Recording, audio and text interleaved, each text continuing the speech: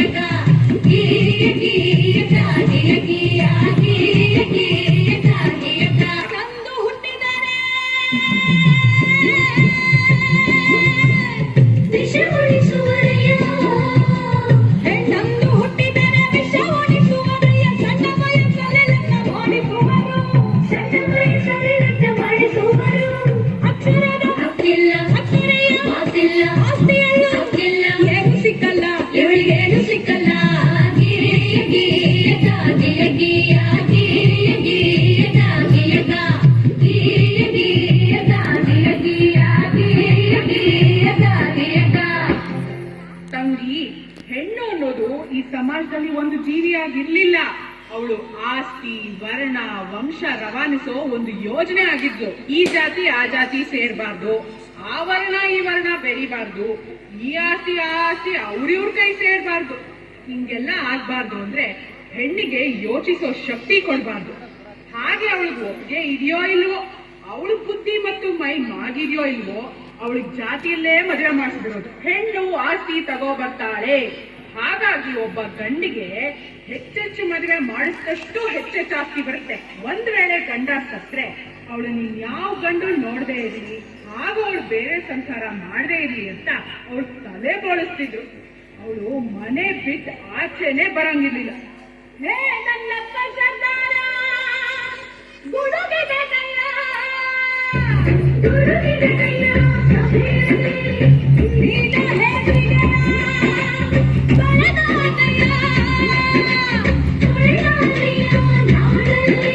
ಪ್ರತಿಯೊಂದು ಹೆಣ್ಣು ಮಗು ಬರಹ ಕಲಿಯಬೇಕು. ಪ್ರತಿ ಸರ್ಕಾರಗಳು ರಕ್ಷಣೆಯ ಕೊಡಬೇಕು. ಪ್ರತಿ ಕ್ಷೇತ್ರದಲ್ಲೂ ಹೆಣ್ಣಿಗೆ ಮೀಸಲು ಭೇದ ಭಾವ ಮಾಡೋದ ಜೈಲಿಗೆ ಹಾಕಬೇಕು.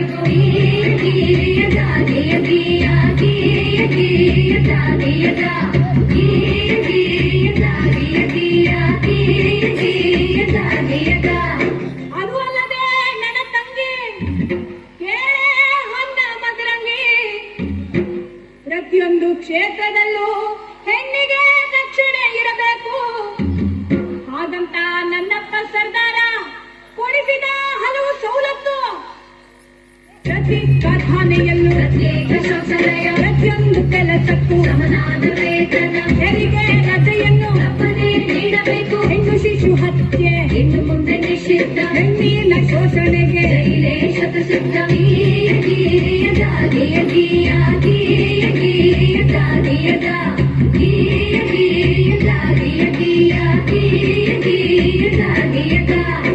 ಹೀಗೆ ಹಲವಾರು ಸವಲತ್ತುಗಳು ಹಾಗೂ ಸ್ವಾತಂತ್ರ್ಯವನ್ನು ನಿಮ್ಮಂತ ಹೆಣ್ಮಕ್ಳು ಹುಟ್ಟದೆ ಅನುಭವಿಸುತ್ತಿರುವ ಅನುಕೂಲಗಳನ್ನು ನಮ್ಮಪ್ಪ ಆ ಭಾರತ ಭಾಗ್ಯ ವಿಧಾತಾನೇ ಕೊಡಿಸಿದ್ದು. ಮಕ್ಕಳಿಗೆ ಆಸ್ತಿಯಲ್ಲೂ ಹಕ್ಕುಂಟು, ಗಂಡು ಹೆಣ್ಣು ಎಂಬ ಬೆಳಕಿನಲ್ಲಿ ಎಣೆಯುಂಟು. ಒಳಗೋಯ್ತು ಹಳೆಕಾಲ, ಹೊಸ ಸುಗ್ಗಿ. ಪ್ರತಿಯೊಬ್ಬ ಪ್ರಜೆ ಈಗ ನಿಂತನೋ ಎದೆ ಹಿಗ್ಗಿ, ಪ್ರತಿಯೊಬ್ಬ ಪ್ರಜೆ ಈಗ ನಿಂತನೋ ಎದೆ ಹಿಗ್ಗಿ, ಪ್ರತಿಯೊಬ್ಬ ಪ್ರಜೆ ಈಗ ನಿಂತನೋ ಎದೆ ಹಿಗ್ಗಿ.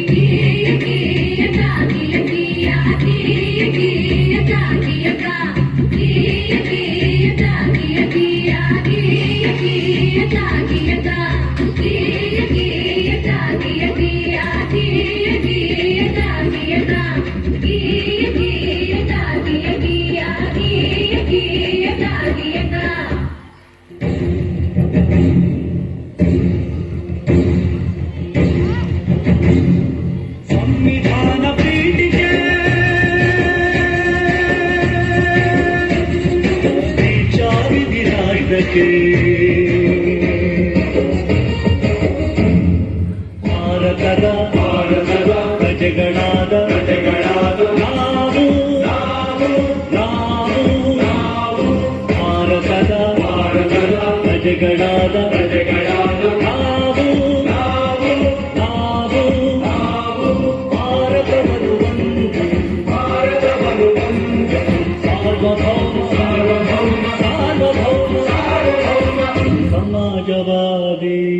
ಸಮಾಜವಾದಿ ಭಾರತವನ್ನು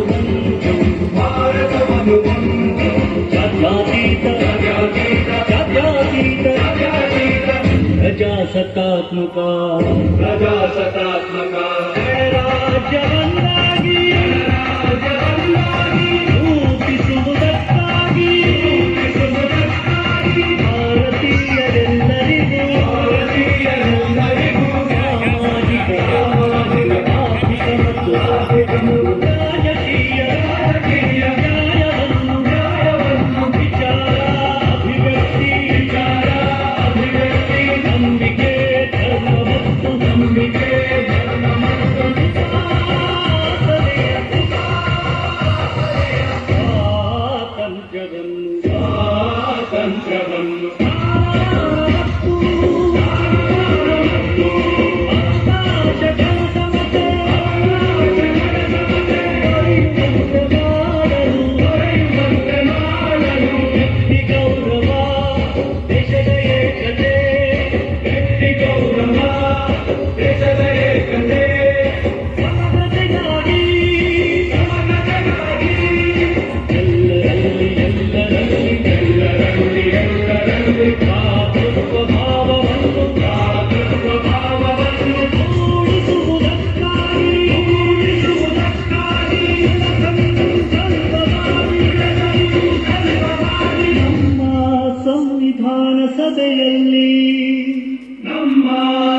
ಸಂವಿಧಾನ ಸಭೆಯಲ್ಲಿ 1949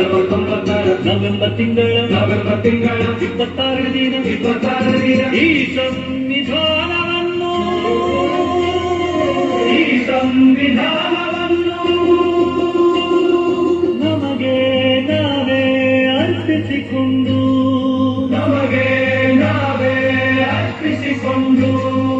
ಅಂಗೀಕರಿಸಿ ಶಾಸನವಾಗಿ ವಿಧಿಸಿಕೊಂಡಿದ್ದ